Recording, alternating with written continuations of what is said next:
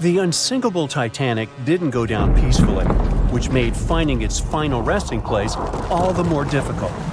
The world-famous RMS Titanic sank in 1912, but was only discovered in 1985 on a secret mission. Although people back in the early 1900s had the approximate location of where the Titanic was, they didn't have the right technology to find it.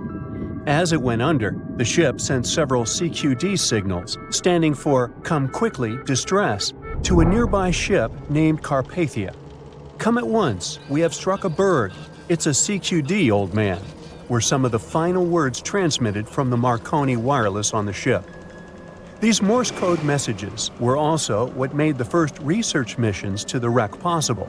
RMS Carpathia found the lifeboats filled with Titanic survivors, but the world also desperately wanted to see what became of the famous liner.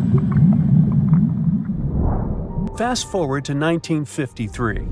That's when the first serious attempt to find the Titanic wreck happened. A man named Risdon Beasley tried using a loud eruptive device to locate the ship. It sounds weird, but there's science to back it up. When dynamite goes off, the waves from the detonation hit the bottom of the ocean floor. With the help of sonars, scientists would be able to locate if there was anything solid at the bottom of the ocean. But Beasley had no luck. Another 20 years would pass before oceanographer Robert Ballard would make his attempt to locate the Titanic. Ballard had a bit more luck than Beasley. Over the previous years, underwater technology had gotten more funding and so worked much better. He tried it the first time in 1977. Ballard partnered with the Woods Hole Oceanographic Institution on a mission to map the ocean floor. While the institute hired him to test out their new mapping technology, Ballard's intention was to go a little further and find the Titanic wreck. In the middle of this new technological ship, there was a hole that allowed for a long pipe to be extended into the water just above the ocean floor. Attached to the end of this pipe, Ballard installed a pod with sonars and cameras. They thought they were in for something big, and so they took the ship to sea to run some tests. That's when, on a trial run, adversity struck. The drill pipe broke, sending all of their expensive material to the bottom of the ocean floor, just like the Titanic. When Ballard failed, another important character came into this story, a man named Jack Grimm, an eccentric oil tycoon. Grimm had become famous for trying to find things such as Noah's Ark, the Loch Ness Monster, and Bigfoot. He also tried to prove the hollow Earth theory that says that the interior of Earth is entirely hollow and hosts underground cities and nations. His search consisted of trying to find a large hole on the North Pole and thus venturing inside the hollow Earth. After his attempts failed, he set his eyes on the jewel liner that had sunk, the RMS Titanic. Grimm had the money, but he didn't have the know-how. So, as a billionaire, he made a big donation to Columbia University and asked in return to use some of their equipment. He hired a team of highly qualified scientists to help operate the machinery. Here's where it gets a little strange. Jack Grimm was a believer in folklore and non-conventional ways of doing things. So he brought a monkey on board and surprised the research team. This monkey, called Titan, was believed to point to a map and locate lost things. In this case, the Titanic. The scientists went crazy when the monkey appeared and told Grimm it was either them or the monkey. This expedition left Florida without Titan. Yes, there would be no monkey business. They set the course to the exact location of Titanic's last distress signal. They arrived, examined every inch of the ocean floor, but still found nothing. Grimm's first expedition lasted 3 weeks, but unfortunately, they found absolutely nothing. They tried a particularly good search method known as mowing the lawn, where they mimic such movements to map every inch of a larger area around Titanic's distress coordinates. The reasons for failure were important defects in the equipment and terrible weather. That's when that prior searcher of the lost Titanic came back into the picture, Robert Ballard. He didn't have the millions Jack Grimm had, but he had one thing going for him. The marine geologist was working closely with the U.S. Navy to locate two nuclear submarines which had sunk in the 1960s.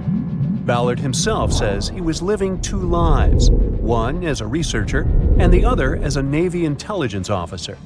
The deal was simple. He'd have a green light to search for the Titanic after he found the two missing submarines. To find Thresher and Scorpion, he used an unmanned submarine vehicle called Argo. Argo was like a little snow sled. It was attached to a bigger ship that sailed above the water. Argo was connected to the ship by a long cable, and it was piloted by a team on board.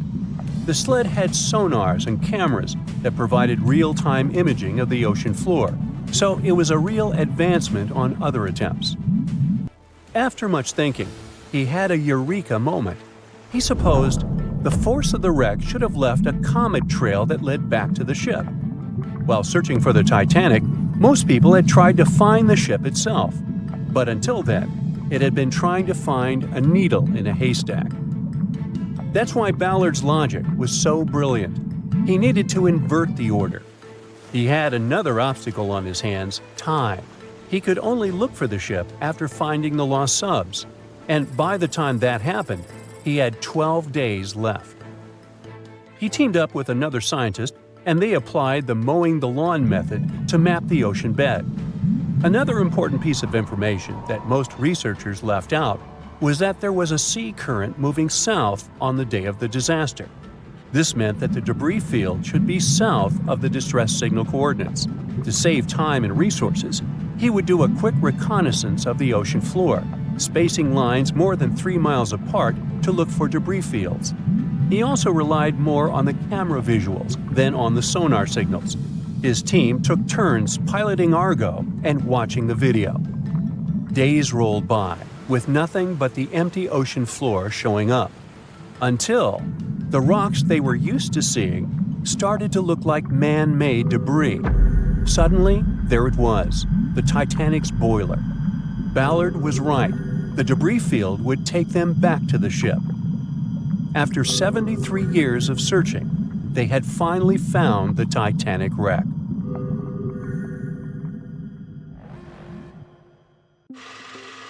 We know Titanic from so many stories, even a movie, but now we have its first full-sized digital scan. And nope, it's not like those models from before, where we mostly imagined what the ship was supposed to be like. This time we got a real digital scan. A team of experts really mapped the deep sea floor around the Titanic together with the ship itself. We basically got a 3D view of the entire wreck, which is like going deep down beneath the ocean's surface and seeing Titanic as if all the water has been drained away. So, the story of the wreck started in 1985, 73 years after the Titanic went down. The explorer named Robert Ballard stumbled upon it somewhere between two submarines that also went down in that area. He was actually on a different task back then, so he didn't even have time to explore the ship properly. But as he was searching for the submarines, he realized how ocean currents affect sinking debris. He noticed the heaviest object sank quickly and left a trail of debris behind, the trail that followed the currents. Using this knowledge, Ballard made a hypothesis the Titanic had broken in two and left a debris trail as it sank. Before he found the wreck, everyone thought the ship just went down in one piece after hitting an iceberg. So everyone knew where the ship was so the adventure could start, or not. It was hard to explore it. The ship is enormous, and the dark depths of the ocean make it really difficult to capture its whole body in one go. So we mostly relied on glimpses of the decaying ship, and had to settle with teasing scattered parts of the whole picture and filling it up with speculations and stories. But in the summer of 2022, we finally got something different. A team of experts from Magellan Loaded, a company specializing in mapping the deep sea, teamed up with Atlantic Productions, who were making a documentary about the project. They embarked on a mission to capture the complete view of the Titanic. They used submersibles. Those are vehicles that go underwater, remotely controlled by a team of skilled explorers. These submersibles dove deep into the ocean. It wasn't an easy job. They spent over 200 hours collecting information about the entire length and breadth of the wreck. It was like a real-life treasure hunt. But instead of finding gold and jewels, they took something even more precious. Over 700,000 images of the Titanic from every angle possible. Yup, they took photos of every tiny part of the ship, even the not-so-interesting bits most of us would usually skip. Even mapping the muddy parts was an important part, because it helped fill in the gaps between the more exciting things they discovered. And this was a way for all of us to finally get a detailed 3D reconstruction. Even though it's been more than 100 years, you can still recognize the bow of the Titanic, covered in rust that hangs down like stalactites. On top of the bow is the boat deck, where a big hole gives us a glimpse into the empty space where the grand staircase once stood, like a window into the ship's glamorous past. Its stern is now a wild mess of twisted metal. As the Titanic went down, this part collapsed and spiraled into the seabed. The bow and the stern ended up separated by about 2,600 feet. There's a vast field of debris surrounding this giant, stuck on the seafloor. This debris is like a scattered treasure trove, full of intricate metalwork from the ship, statues, and even unopened champagne bottles. There are also personal belongings that went down together with the ship, like dozens of shoes resting across the seafloor. It was a tough task to do, go down and take all those pictures. It may not sound that hard at first, considering it was the vehicle that really immersed itself into such deep parts of the ocean, not the people. But studying the ocean is hard. We haven't explored, mapped, or even seen over 80% of it. The conditions are harsh, and the pressure becomes more intense the deeper you go. And their vehicle had to dive down to nearly 13,120 feet below the surface. That's like 12 Eiffel Towers stacked on top of each other. Plus, you have strong currents in that area, so it was probably like trying to navigate through a watery maze. And submersibles weren't supposed to touch anything. Even the slightest wrong step can damage the wreck that was already so fragile. It seems like the Titanic is frozen in time, so it will always be there waiting for us. But in reality, it's slowly disappearing. It's pretty obvious that the ocean water ruined it considering how long it has been down there. But it's not just that. The wreck itself has become a home for a specific type of bacteria Halomonas titanicae that even got named after the famous ship. These bacteria have a special ability. They can survive inside rusty formations known as rusticles. They kind of look like icicles, those spikes of ice that form when water falls from something and freezes. These bacteria have a taste for iron, which is abundant in the ship's hull. For them, it's like a real buffet down there. And as time goes by, these bacteria will keep eating away at the iron in the ship, bit by bit, until one day the feast comes to an end and the whole ship is gone. It's like a slow but steady recycling process. So this 3D model we got because of the hardworking team and technology comes at the best time because we never know how much time we have left with exploring the famous wreck. This time we might even understand the collision with the iceberg better. You know how movies always show the Titanic hitting the iceberg on its right side? Well, we can't even be certain about that. The scans could help us figure out if the ship actually grounded on the iceberg, like getting stuck on it. We can study the stern and analyze how the Titanic struck the seafloor. That will also help us understand what really happened during the sinking. Maybe we'll get a chance to discover if there was really a strong fire that sealed the fate of the Titanic. One theory says that the coal fire had been raging for a whole 3 weeks before the ship even took its first and last trip. And this could have made its hull weaker, which means most of the work was done. The iceberg just delivered the final blow. If there even was an iceberg, as some people wonder. There's an alternative theory they suggested where the Titanic may have actually hit a hidden mass of pack ice instead of a typical iceberg. Pack ice is made up of large sheets of ice that float near the ocean's surface and can be difficult to spot. They believe this pack ice might have drifted into the Atlantic from the Arctic Ocean. According to one professional mariner, Captain L.M. Collins, that stands up with that idea. If the Titanic had struck a regular iceberg, the ship would have sunk much more quickly than it did. And since the Titanic managed to stay on the surface for a relatively long period of time, less than 3 hours, maybe this was a different type of collision. The mariner also said there are differences in what people said they saw when the Titanic sank. He thinks these differences might be because of optical illusions. In this case, when people were looking at the ocean that night, the way the light was reflecting and the conditions at sea might have made things appear closer or distorted.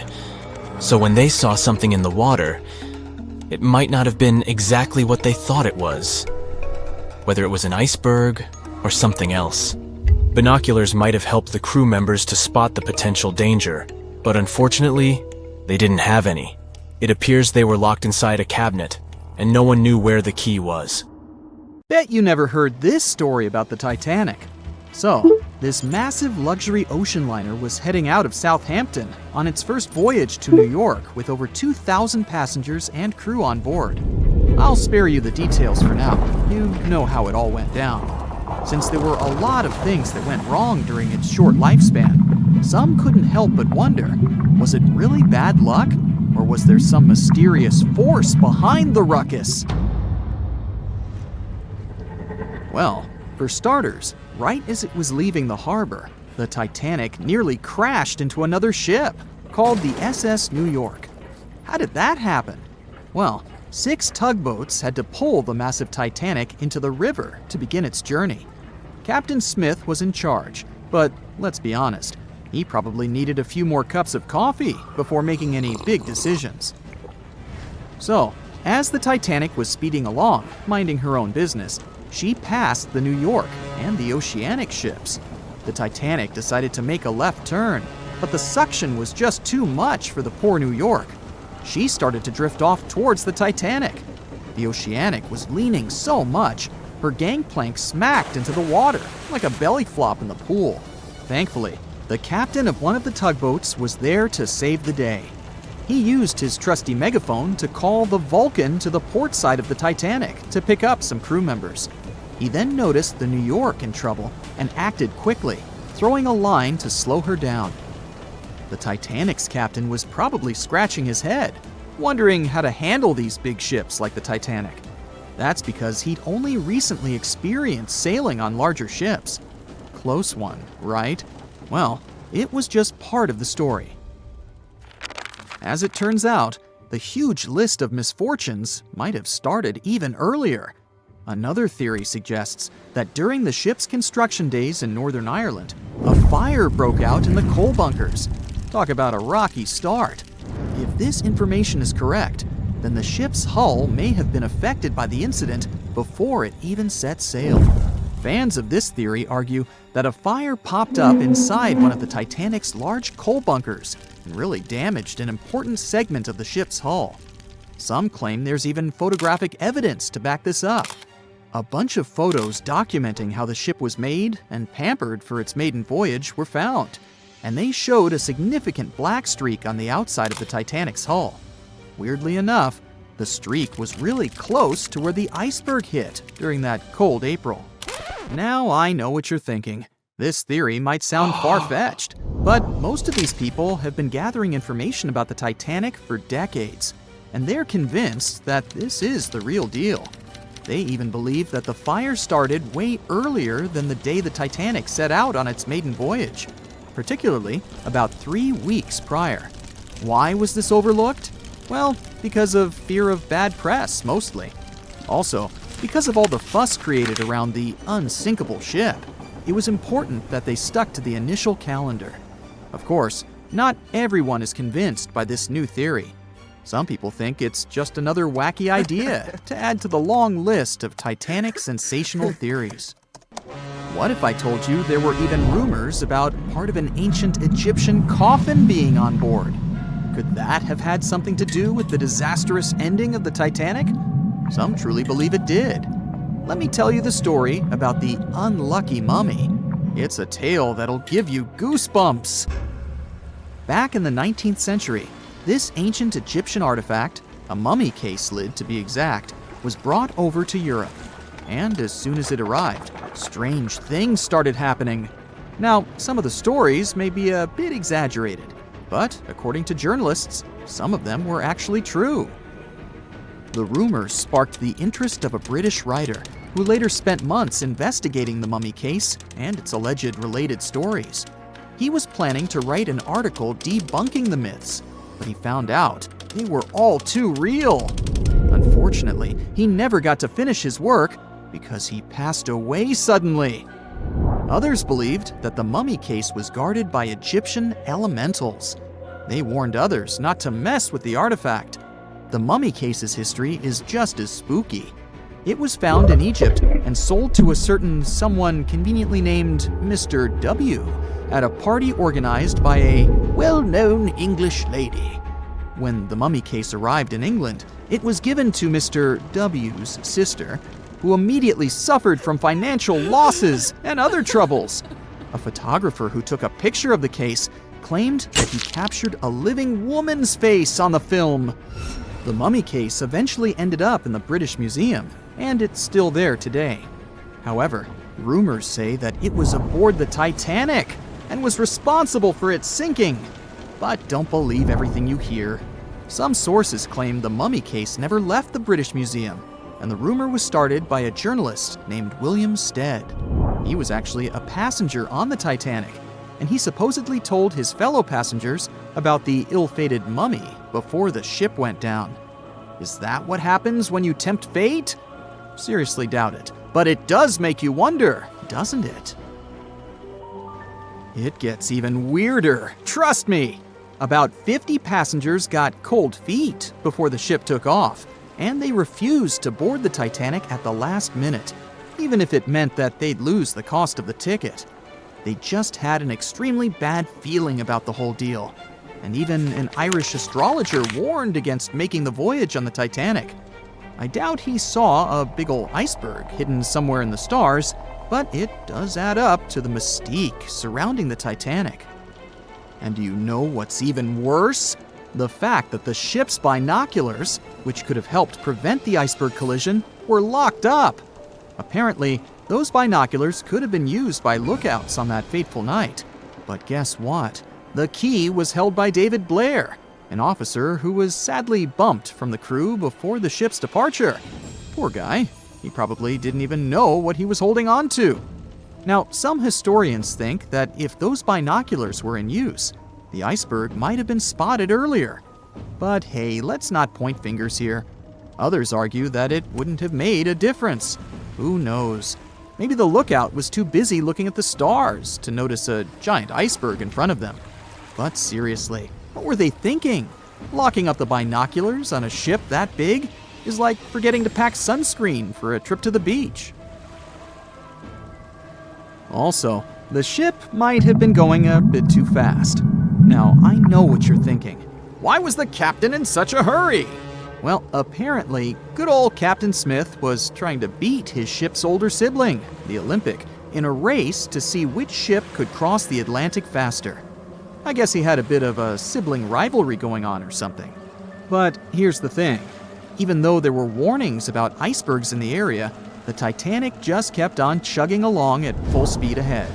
I mean, come on, guys, it's not rocket science. If you know there are icebergs around, maybe slow down a little bit, right? And then, close to midnight on April 14th, 1912, the Titanic hit that iceberg and sank in the North Atlantic. It also famously had a mere 16 lifeboats and 4 collapsible dinghies on board. No wonder it ended up being one of the worst maritime disasters in modern history. After the whole event, people started believing in life beyond the veil and contacted mediums, hoping for signs from the ones they had lost at sea. Can't say I blame them, though there's no verified story of someone managing to contact a Titanic passenger from the beyond, though. Everyone knows the story of the Titanic, but not many people know that Titanic had 2 sister ships, and that on the night of its sinking, one of them was rushing to help but didn't make it in time. Bad luck seemed to follow the trio of ships, but each one of them had glorious moments that live in the minds of those who sailed in them. Keep on watching to discover a story of awe, ingenuity, and ill fate. And don't forget to click the subscribe button and turn notifications on to join us on the bright side of life. You know how the iceberg hit the Titanic, how the band played to the end, and how the whole tragedy unfolded, but before it happened, it would have seemed an impossibility for such a ship to meet the end it did. None of that could have been foreseen by White Star Line, the company who built the Titanic, who had high hopes for what the unsinkable ship and its sister ships, the Britannic and the Olympic, would accomplish. The Olympic was the first of the trio to make sail on June 11th, 1911, heading towards New York. The sheer size of it would wow the crowds. The Olympic's maiden voyage went without incident, and a crowd of 8,000 people in New York got to explore its luxurious accommodations while it was docked there. There were high expectations for the massive ship, but just around 2 months later, the Olympic crashed with the HMS Hawk. The Hawk got the brunt of the damage as the bow was left flat as a pancake. After the crash, the Olympic made its way slowly back to Belfast, where the Titanic was being constructed. On the dock, people could see the two enormous ships side by side, as parts of the Titanic were used to put the Olympic back in shape. A rare sight to behold. And on April 14, 1912, the Titanic hit an iceberg, and minutes later, the crew radioed nearby ships for help. That night, the Olympic was returning from New York when it received the distress signal. The ship turned around and rushed at full speed towards the Titanic, but they were so far away that they would have arrived next night. At some point during the early hours of April 15, 1912, the crew of the Olympic decided they wouldn't make it in time and stopped course. The survivors of the Titanic were eventually rescued by the Carpathia. Olympic was set up with lifeboats for all crew and passengers after the Titanic sank. It went from having 20 lifeboats to 64. Changes were also made to the watertight bulkheads, and an extra hull to construct a type of double hull was installed. It was determined that a double hull would have kept the Titanic from sinking. For several years, Olympic was used in the war effort against Germany.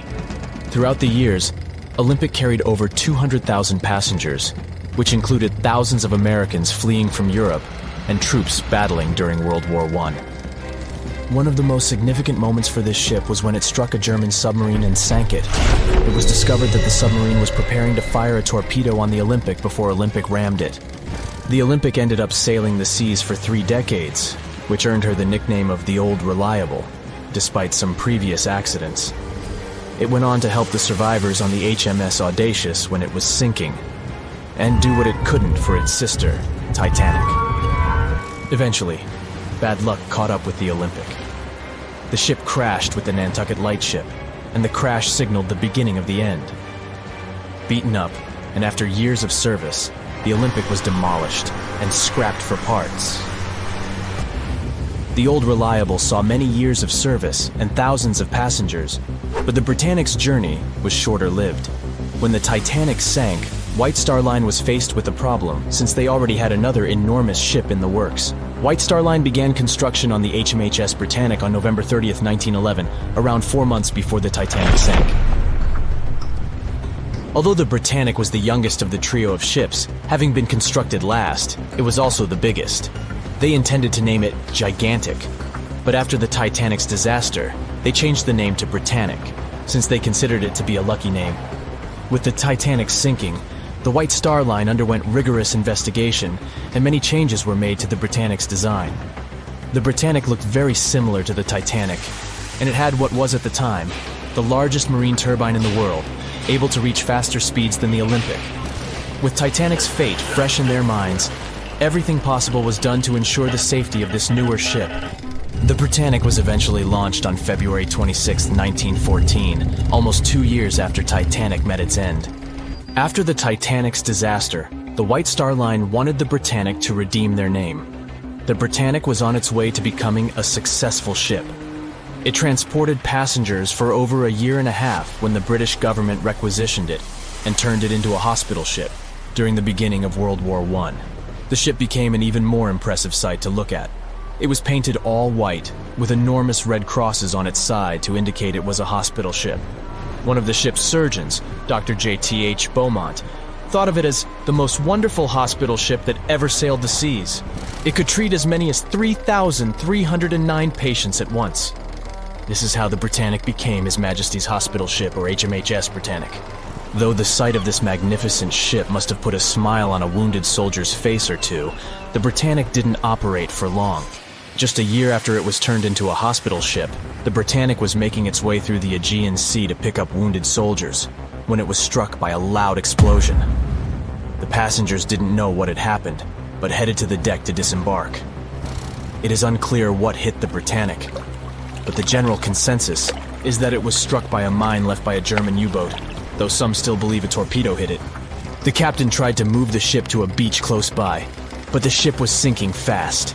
In the desperation, against the captain's orders, several crew members launched lifeboats and disembarked. But since the ship was moving and the propellers working, the lifeboats were sucked and destroyed by the propellers. though so much effort had gone in to ensure the Britannic was safer than the Titanic. Whatever explosion occurred left the Britannic in the same dire condition as the Titanic in just 10 minutes. In a cruel twist of fate, it also sank in the ocean. Unlike Titanic's enormous death toll, only 30 people perished in the sinking of the Britannic, and over 1,000 survived. So many people survived because the accident happened in the morning, when the temperature of the water was warmer and the Greek island Kea was close by to offer help. In the end, the Britannic only sailed the seas for over 2.5 years. The bad luck that followed the Titanic and the Britannic and the accidents and demise of the Olympic was remarkable. But what was most impressive is that there was a woman who sailed on all 3 ships and survived. Violet Jessop was a crew member and nurse aboard the ships. She was there when the Olympic collided with the HMS Hawke in 1911 and disembarked safely. 2 years later, she escaped the sinking of the Titanic in lifeboat number 16, and she showed some women it was safe to board the lifeboats. You'd imagine that would be enough to keep her from ever getting on a boat again, but not for her. A few years later, she served as a nurse in the Britannic while it was used as a hospital ship. When the explosion occurred, Violet jumped overboard, was pulled under by the water, and hit her head on the keel but survived. Can you imagine her experience? She must have had nerves of steel. All in all, the trio of ships saw journeys of triumph and tragedy. Ill fate might have followed them, but all the survivors were left with incredible stories to tell. So tell us, Brightsiders, would you have liked to have seen any of these ships in real life? Let us know in the comments section. Don't forget to give this video a like, share it with your friends, and click subscribe to stay on the bright side. Back when it was built, the Titanic was one of the largest and most luxurious passenger ships, with high-class features like a grand staircase, a swimming pool, and a gymnasium. People thought it to be unsinkable because of its advanced safety devices. Its tragic sinking on its maiden voyage in 1912 proved it wasn't at all the case. It wasn't until 1985 that the Titanic's wreck was finally rediscovered using state-of-the-art sonar technology. Ever since, thousands of items have been recovered from the Titanic, many of them being put on display or sold for auction. Things like jewelry, a life jacket, a menu from the ship's restaurant, or even a sample square of carpet from the first-class stateroom have all baffled the public and told stories of the many on-board people. Scientists have even tried to come up with strategies to get the Titanic back up, not because they want to put it up for display, but so it can be properly studied, and more importantly, to stop it from getting more and more damaged at the bottom of the ocean. Some have suggested filling the wreck with ping pong balls to make it float, while others even considered injecting it with 198,000 tons of Vaseline. Another creative solution was proposed, the idea of using a giant claw or scoop to lift the Titanic. Nobody came up with this device. Using 500,000 tons of liquid nitrogen to trap it in an iceberg that would float to the surface was also considered, but all these potential strategies had to be eventually let go, since the Titanic is way too fragile to ever be recovered. As the Titanic's iconic bow railings are in danger of collapsing, metal-eating bacteria continue to chew away at the ocean liner's wreckage. An undersea exploration company plans to gather data about the ship's deterioration in annual expeditions. They hope this will help them learn more about the Titanic, and also more about the ecosystem that shipwrecks create. The over 100-year-old ocean liner is also being damaged by deep-sea currents daily. Some experts predict that the ship could disappear in a few decades due to holes in its hull. The deck that passengers crowded on as the ship sank has caved in. The gymnasium near the grand staircase has also fallen in, and a 2019 expedition found that the captain's bathtub, which became visible after the outer wall of the captain's cabin fell away, is no longer there. Those annual expeditions also gather data about the creatures living at the site, including crabs and corals. Surprisingly, many species have only been seen there at the Titanic wreck, so scientists are curious to find out more about them. The most famous out of all these creatures is the Halomonas titanicae. It's a bacteria, and it was discovered on the wreckage of the Titanic. What's interesting about this creature is that it's able to thrive in extremely salty environments. It's also been resistant to several antibiotics, unlike other types of bacteria. It's probably because of this superbacteria that the deterioration of the ship's iron hull happened so fast. The expedition will also look at the debris field and its artifacts.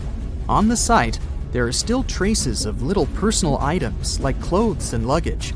One of the most interesting stories about Titanic artifacts is that of the passengers' shoes. Most of the Titanic items that have been lost at sea deteriorated or disappeared completely. But not the shoes.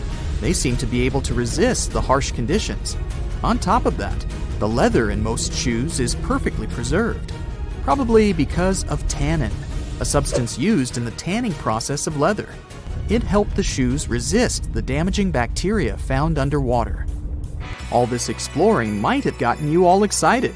If that's the case, I have some good news to share. You might even be able to join the expeditions. To personally explore the Titanic, you have to plan ahead and apply to be a mission specialist with OceanGate, the company responsible for the journey. However, this experience does come with a high price tag of $250,000. Despite the cost, this once-in-a-lifetime experience is in high demand because of the limited spots available. If you can afford the exploration, you will have the chance to collaborate with renowned specialists in marine biology, oceanography, the Titanic, DNA, and the deep ocean. Accommodations and meals on the dive support vessel are also included, as well as training and guidance from specialists before and during the mission. Lastly, you don't even need to bring your own gear, as the expedition equipment is included as well. Sure, ships have evolved and modernized over the years, and these days we have technology that is way better than that available on the Titanic. But this ship remains an amazing piece of history because of its many unusual features, like the fact that the Titanic's whistle was loud enough to be heard over 11 miles away, or the fact that the ship's hull was painted with a special mixture of red lead and linseed oil, which was believed to be effective in preventing the growth of seaweed and other marine organisms. However, despite popular belief, the ship's iconic fourth smokestack was not functional and was only used for ventilation and aesthetics. Probably one of its biggest flaws was its number of lifeboats. Despite its size and luxury, the Titanic only had 20 lifeboats on board, which were not enough to save all of its passengers and crew once it hit the iceberg. The Titanic may be the most famous shipwreck, but it's not the only one. The fleet of Kublai Khan tells a similar story. This one was a large naval force commissioned by the Mongol ruler Kublai Khan in the 13th century. The fleet was intended to travel to Japan and establish the Mongols as powerful rulers in the region. However, in 1281, the fleet was supposedly caught in bad weather and was seriously damaged, with many ships being destroyed. Legend has it that the fleet was torn down by a massive typhoon that came to be known as the kamikaze, or divine wind. This strong storm was believed to have been sent by the higher spirits to protect Japan from the Mongols. The truth about its disappearance remains a mystery to this day. However, the wreckage of the fleet, or parts of it, appears to have been discovered in the 1980s by Asian archaeologists. They dug across the site and studied the remains of the ships at a location near Imari Bay. The shipwreck is, to this day, considered to be an important archaeological discovery. That's because it informed us how well prepared the Mongols were back in the day in terms of their ships. Another tragic story is that of the RMS Empress of Ireland. This was a British passenger ship that operated until May of 1914. This is when the ship was sailing from Quebec City to Liverpool, but it ran into the Norwegian collier SS Storstad in the fog off the coast of Rimouski, Quebec. The collision caused a large hole in the side of the Empress of Ireland, and the ship began to quickly take on water and sink. The crew and passengers were caught off guard, and many were unable to evacuate in time. In total, 1,012 people were lost in the disaster, making it one of the worst maritime collisions in Canadian history. Rescue efforts were hampered by poor visibility and the fact that many of the lifeboats were damaged or unusable. Only 465 people survived the sinking, and many of them were rescued by the Storstad. which had remained in the area despite its damage. The sinking of the Empress of Ireland was a national tragedy in Canada, and it led to changes in maritime safety regulations and the establishment of a coast guard. The ship still lies at the bottom of the St. Lawrence River, where it has become a popular dive site for enthusiasts.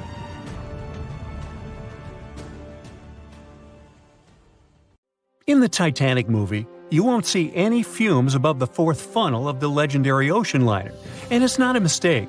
Back in 1911, the year before the Dream ship's departure, large ships would mostly sail with 4 chimneys. They needed those to draw heat and fumes from their massive boilers. The Titanic was a real engineering gem that only needed 3 chimneys to function. So the fourth was added for balance and more impressive looks. The White Star Line thought the public would have been disappointed to see only 3 pipes on the greatest ship of all time. The Titanic's sister ships, the Olympic and the Britannic, also had 1 fake funnel each for the same reason. The dummy chimney wasn't completely useless and served for ventilation. It took out the fumes from the machine spaces in the lower decks and from one of the first-class general rooms. 1 big ventilation funnel, instead of several small ones, helped to declutter the upper decks and left more open space for passengers to enjoy their strolls. When Titanic went down, the funnels, each weighing 60 tons, went down with the rest of the ship. They were made extra tall to make sure the passengers weren't covered in the suit being ejected. Their height and weight let them stay in the upright position. The forward funnel, followed by the others, fell only when the ship went for the final dive. Those chimneys were much lighter than the bow, so they spread among other debris. The light material they were made of flattened once it hit the bottom, and the iron-eating bacteria living deep down took care of it later. The bow of Titanic remained intact when it hit the seabed, but the stern was completely mangled. When the famous ocean liner hit that iceberg, things got really messy. It took the future movie star a whole 2 hours and 40 minutes to submerge completely. The collision let water flood 6 out of 16 watertight compartments. As the water gushed into the starboard side, the ship started to tilt down in the front and a bit to the right. By midnight, the damaged compartments were spilling water into others, and it was chaos because these compartments were only watertight horizontally. Soon enough, water started flooding through the anchor chain holes, and by 2 a.m., the bow was sinking, and the stern's propellers were lifted out of the water. The ship kept flooding until the moment the bow went underwater, and the stern shot up almost 45 degrees. The weight of those massive propellers stressed the ship's midsection. The steel just couldn't handle it and failed. Survivors described that moment as some loud noise, like breaking china or falling gear. That was the Titanic's upper structure giving in. By 12 past 2 a.m., the bow and stern were only connected by the inner bottom structure. Minutes later, the bow, weighing almost 16,000 tons, broke loose from the stern. The stern rose sharply to an almost vertical position and started sinking slowly.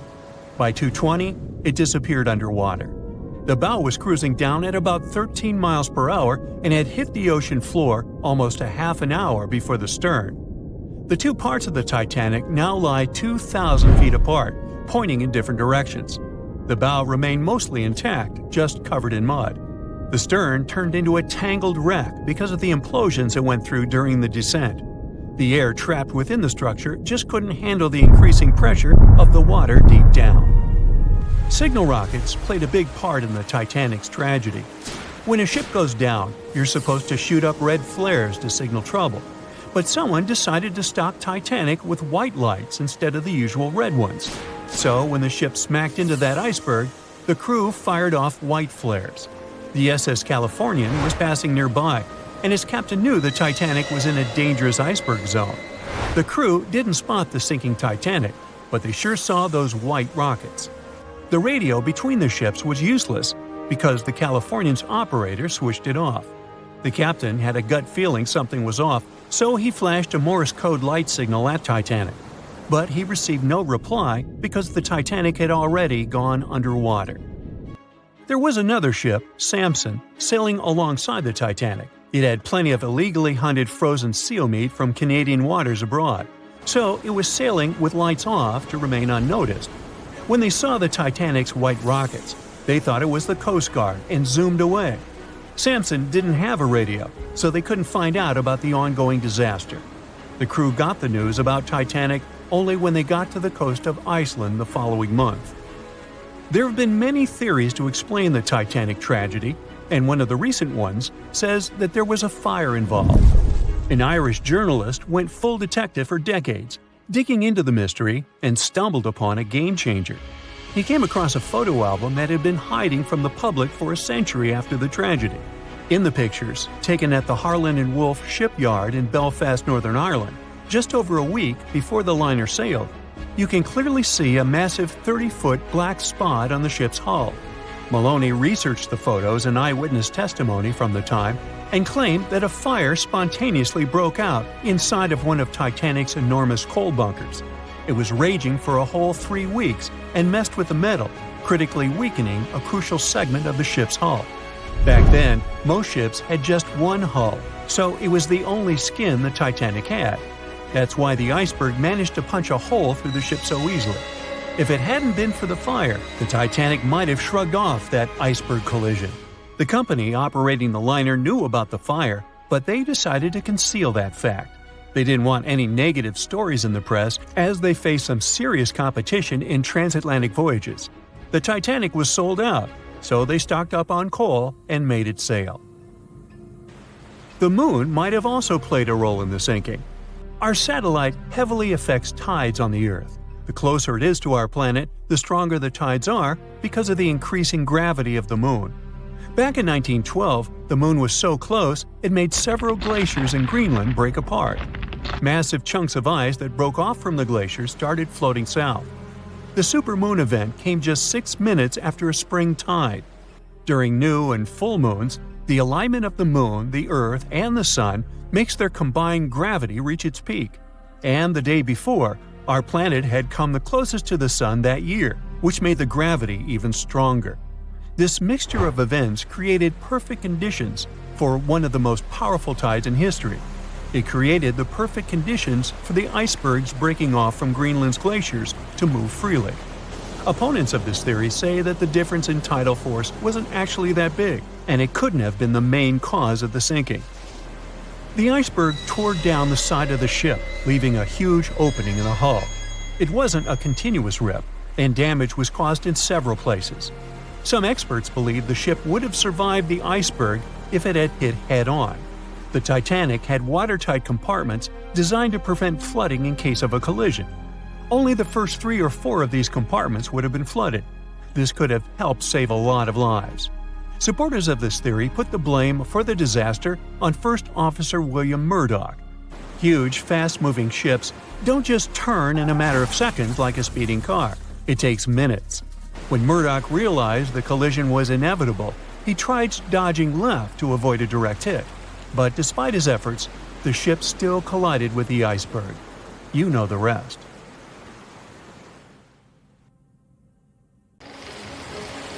It was 11:39 at night when the Titanic's lookout shouted, "Iceberg, right ahead!" Swift action on the bridge to reduce speed and change the ship's course didn't help, and you already know how the story ends. Since then, we've regarded what happened to Titanic as a once-in-a-lifetime event.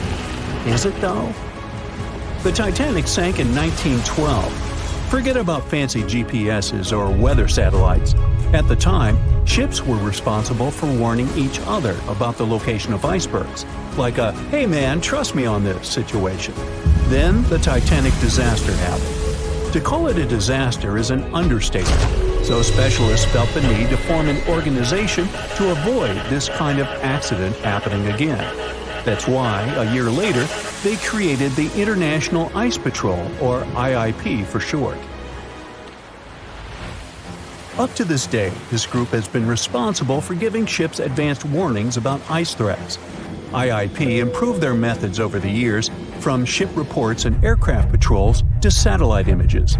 Recently, they've also been using oceanographic buoys, floating devices providing real-time information about ocean conditions up to 164 feet below the surface to predict the potential drift of icebergs. Luckily, IIP is doing an excellent job in reducing ship iceberg collisions. But don't get too comfortable. because even the most advanced detection equipment can't entirely avoid an unfortunate situation. Between 1980 and 2005, there were 57 incidents involving vessels and icebergs. And the chilling truth is that today's ships are more likely to run into an iceberg than the Titanic was.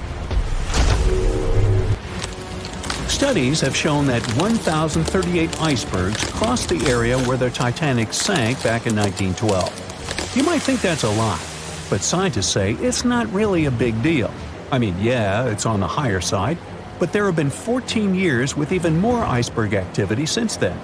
Nowadays, the number of icebergs is going up due to the accelerated melting of Greenland's glaciers.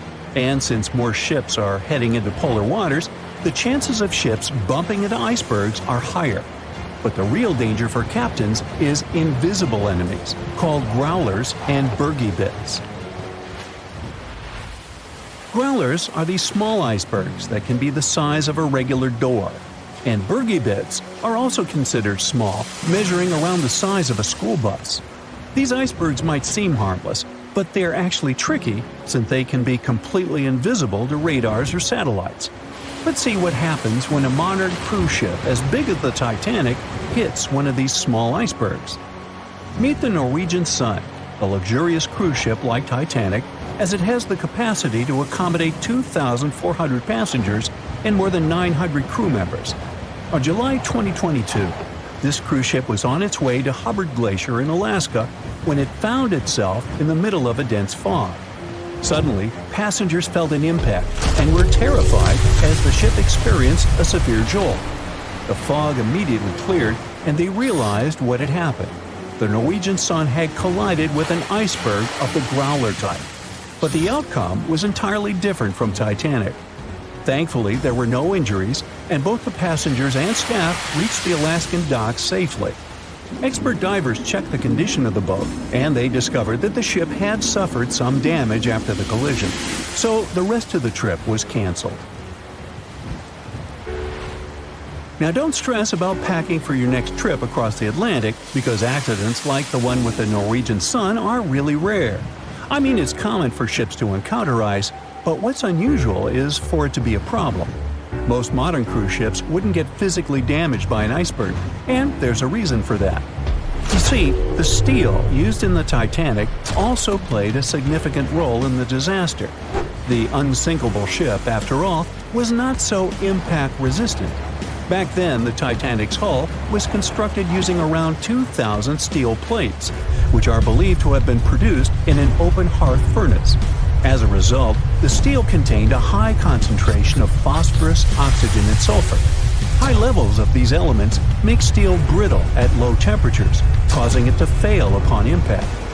While the steel used on the Titanic was of the highest quality available at the time, it wouldn't meet the safety standards of modern ships, and it was approximately 10 times less safe than what today's vessels use. But the most significant difference between the design of the Titanic and a modern ship lies in how the hull is put together. You see, the Titanic was built using over 3 million rivets for its hull and upper deck structure. So, when it struck the iceberg, the rivets started a chain reaction, causing the entire section of the hull to collapse simultaneously, causing an uncontrollable flood of water. In contrast, modern ships use a method called submerged arc welding, which fuses the edges of metal pieces together, creating a strong and continuous bond. This is safer because if any part of the ship gets damaged, the tear doesn't spread, making things worse.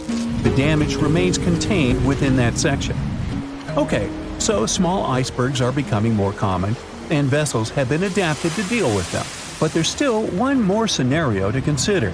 What if a huge cruise ship hit an iceberg the size of a 5-story building? Imagine we've just created the world's largest cruise ship on the planet. Let's call it the Bright Seaside. Our floating resort is massive, 4 times the size of the Statue of Liberty. It's longer than the Titanic by 318 feet and carries about 3 times more passengers and crew. And just like the Titanic, our fictional ship can cruise at a top speed of around 23 knots. Now, picture this scenario. The bright seaside is cruising at full speed in freezing waters. It's the middle of the night, and the captain doesn't realize that all the iceberg detecting equipment on board isn't functioning. It stopped working 3 days ago. It's very foggy out there, and the lookout also fails to spot a 45-foot tall iceberg. If that whole situation played out, and the ship smacked into the iceberg head-on, well, it could potentially lead to a sinking. But you can see how unlikely that is, right? That's why experts are quite confident in saying that ice isn't likely to sink modern cruise ships. It's also worth mentioning that safety measures have improved a lot since Titanic. A modern large vessel can take days to sink, which provides enough time to keep everyone safe. Crews are definitely better prepared to handle evacuation procedures, and passengers should also go through safety training before cruising. I know, it is annoying to do that when all you want to do is drink a lemonade or some other beverage by the pool. But, all these safety tips are what saved the MS Explorer from becoming a modern Titanic. You see, back in 2007, all 154 people on board this Antarctic cruise ship managed to get into lifeboats after the ship hit an iceberg. Now imagine their panic as they waited for help for 4 hours. The crew did an excellent job in keeping everybody safe, no doubt. But a report that came out 2 years later said that the MS Explorer accident had happened because of the inexperience of the captain, who had pushed the ship too fast into a wall of ice in the freezing waters of Antarctica. That means that no matter how much tech a ship's got or how fancy its materials are, if you've got a careless captain and a crew that doesn't know how to handle an iceberg hit, yep, a disaster similar to Titanic could happen again. But hey, you shouldn't stress over it. Trust the professionals and keep in mind the odds. In the last 30 years, the MS Explorer was the only cruise ship that sank thanks to an iceberg, and everyone survived. So kick back and enjoy your sea vacation. It seems like we all cried watching the heartbreaking goodbye of Jack and Rose from the Titanic. Oops, spoiler, sorry. But the real-life stories from the sinking of the famous ship were no less touching. Joseph Laroche was born in 1886 in Haiti to a wealthy family. He was growing up without a dad, but his mother was a self-made woman and a respected merchant. His uncle was the head of his country. Joseph was fluent in French, Creole, and English. At the age of 15, Joseph realized he wanted to become an engineer. There were no engineering schools in Haiti, so he moved to France to get his education. The journey took him a whopping 83 days. Still, in his student years, Joseph met Juliet in a suburb of Paris through a mentor. They soon became friends, and then it grew into something bigger.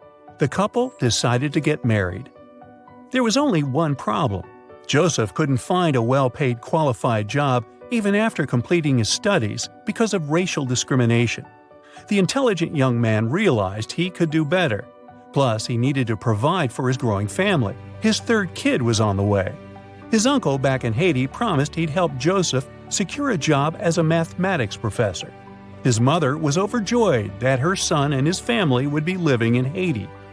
She bought them first-class tickets for the French liner La France as a reunion gift.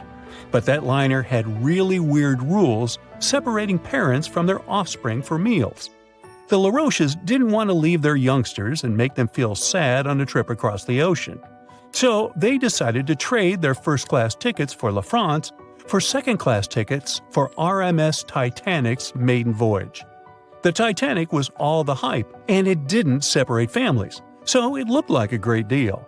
They planned to change for another ship in New York that would take them straight to their final destination in Haiti. The family boarded the Titanic on April 10, 1912, at Cherbourg.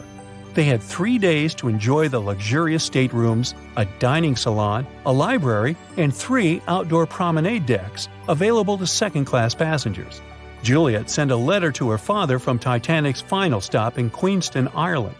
She told him they were more than happy with the accommodation. They had 2 bunks in their cabin and a couch that converted into a bed for their youngest family members. The family made friends with some nice co-passengers with whom they had traveled together from Paris. She thought they had been the only other French people on board, so they sat together for meals. Juliet mentioned they had all spent time together on the deck of the liner. She also wrote the people on board were friendly, although some sources say the family had gone through quite a lot of mean stares, gossip, and remarks. On the night of April 14th, their exciting journey came to an abrupt end. Even though Titanic's wireless operators had received warnings about drifting ice from nearby ships, the liner continued to plow ahead at full throttle. It was around 11:40 p.m. when Titanic's hull collided with the iceberg around 370 miles off the coast of Newfoundland. The practically unsinkable ship was severely under-equipped with lifeboats, enough for only about half of its 2,200 passengers. The nearest rescue ship, the Carpathia, was too far away to help. A steward woke up the Laroche family and took them to the lifeboats, as Juliet remembered later. She couldn't speak any English, so everything that was going on seemed even scarier to her. A little after midnight, the crew received the order to give priority to women and children when boarding the lifeboats. Juliet later remembered a terrible panic had begun, as people had been pushing each other to get to the desired seat. At some point, she felt they had pulled away her older daughter and thrown her into the abyss. A moment later, she had joined her Simone in the same emptiness. So, pregnant Juliet and her two daughters got spots in Lifeboat 14. But they had to say goodbye to Joseph as the boat was being lowered into the sea. He wrapped his coat around Juliet, saying she'd need it, and promised to get in another lifeboat and see her and the little ones again in New York. The 25-year-old Joseph Laroche didn't manage to stay true to his word. In a couple of hours, Titanic sank underwater, taking the lives of almost 1,500 people. Joseph was one of them. Juliet and the girls were among the 700 survivors who had been rescued by the Cunard liner Carpathia several hours later. Once they reached New York, they were looking through the crowds of people, hoping to see Joseph again. When it became obvious they wouldn't find him, it was time for them to decide what to do and where to go. Without any knowledge of English or money that had gone down with the ship, Juliet managed to survive in America only for 3 weeks, and then had no other choice but to go back to France. Joseph's uncle was no longer able to help them, as others had taken his life 4 months after the Titanic tragedy. In December 1912, Juliet gave birth to a son who she named Joseph after his father. For the rest of her life, she couldn't get over the loss of her beloved husband. That's why she didn't like to speak about what had happened on Titanic and told her children not to mention it. In 1995, a member of the Titanic Historical Society interviewed Louise, who was the last remaining Laroche child and the last French survivor of the sinking. And that's when the world first heard about this heartbreaking story. It inspired some plays and articles, but it never got the same attention as the story of other passengers. You probably remember the elderly couple going down together in their bed on the Titanic. It was inspired by Isidor and Ida Straus. They were both born in Germany and emigrated to the United States as kids. They met in New York and got married 5 years later. Isidor started a china and porcelain business with his brother that grew into the glassware department at Macy's and turned them into multimillionaires. Isidor and Ida were well known in New York, not only for their wealth and charity, but also for their love and devotion to each other.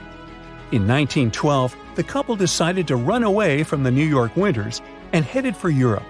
By that time, they'd already been married for 40 years. In early April, it was time for them to sail back home to New York. They normally traveled on huge German liners, but at that time, they couldn't resist the hype of everyone talking about that new luxury liner, the RMS Titanic. That's how they ended up in one of the first-class private suites at the top of the ship. The Straus couple spent their evenings dining in front of a live orchestra in a hall filled with fancy furniture and expensive wooden paneling. On the night of April 14th, they felt a slight tremor and then left their private suite and waited for instructions from the crew. They told the passengers not to lose their passes, as they'd need them when everyone got back on board. But the ship was going under. The Straus couple were standing next to Lifeboat 8. Mr. Straus, who was 67 at the time, was offered a seat with his wife because of his age. He refused it, saying he was not too old to sacrifice himself for a woman. He wanted to wait and make sure no women and kids were left behind. Ellen Bird, Ida's maid, hesitated before getting on the lifeboat, but Ida told her to go.